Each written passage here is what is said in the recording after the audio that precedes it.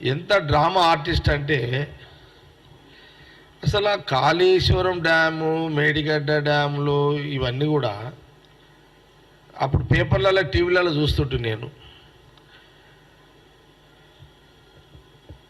ఆయన మంచం వేసుకొని ఆ గుహలం అంటుండే. అది పెద్ద సినిమా, అది విచిత్రమైన సినిమా. అది అంటే దానికి అంటే ప్రజలు ఏమనుకోవాలి,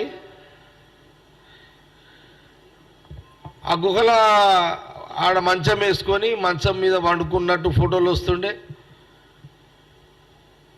మరి ఆడ మంచం ఆడ వండుకొని ఏం చేస్తుండో మాకేం అర్థం కాలేదు. అదంతా అంటే ఆడ మంచం ఆడేవో ఆడ ఆ రాత్రి ఆ గుహల వండుకొని ఆ కాంట్రాక్టర్ల పైసలు లెక్క పెట్టుకుంటుడు కూర్చుంటుండేనా? ఆడ ఎవరు లేకుండా లెక్క పెట్టే నీకు గుహల అంటుండేనా? అసలు గుహల వండుకొని ఆ ప్రాజెక్టుల కాడ పండుకొని అంత షో చేసుకోవాల్సినంత ఆయన చేసే పని ఏముందడ? అక్కడ కార్మికులు, మేస్త్రీలు, కాంట్రాక్టర్లు, ఇంజనీర్లు చేసే పని అది.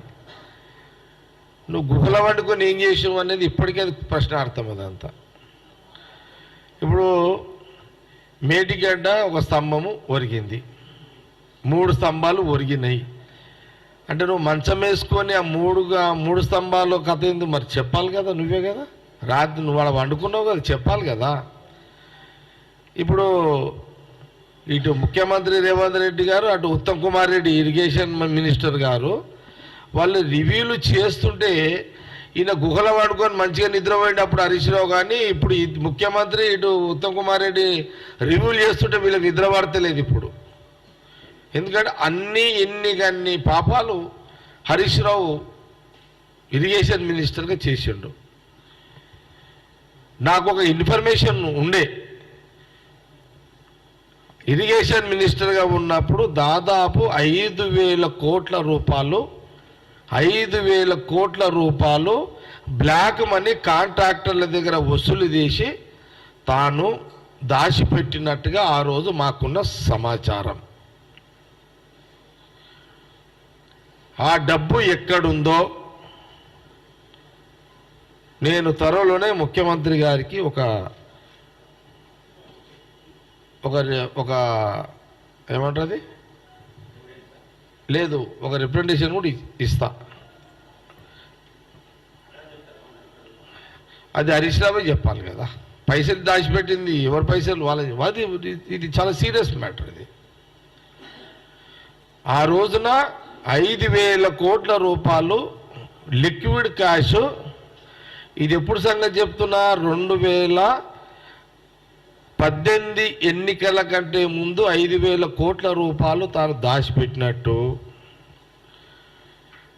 18 ఎన్నికల్లో తాను ముఖ్యమంత్రి కావడానికి ఆ డబ్బులు ఉపయోగించాలని ప్రయత్నం చేస్తున్నట్టు, అప్పుడు ఇంటెలిజెన్స్ డిపార్ట్మెంటు దాన్ని పసిగట్టినట్టు, అది అప్పుడు కేసీఆర్కి చెప్పినట్టు,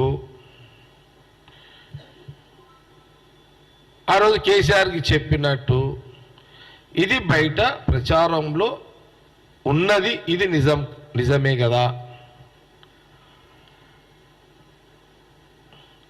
ఆ డబ్బు హరీష్ రావు దగ్గర ఉందా? మరి ఆ డబ్బు ఇంటెలిజెన్స్ ద్వారా మరి ఎక్కడికి పోయింది, ఏమైంది? అప్పుడున్న ఇంటెలిజెన్స్ ఐజీ ఎవరు, ఈ డబ్బు ఏమైంది అనేది ఆ ఇంటెలిజెన్స్ డిపార్ట్మెంటు అప్పుడున్న హరీష్ రావు వాళ్ళ మధ్యలో తెలవాలి.